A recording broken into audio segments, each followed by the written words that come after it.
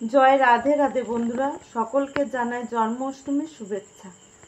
আমার গোপু সোনার জন্য জন্মাষ্টমীর গোছগাছ চলছে। 3টি সুন্দর সুন্দর জামা গোপু সোনার জন্য।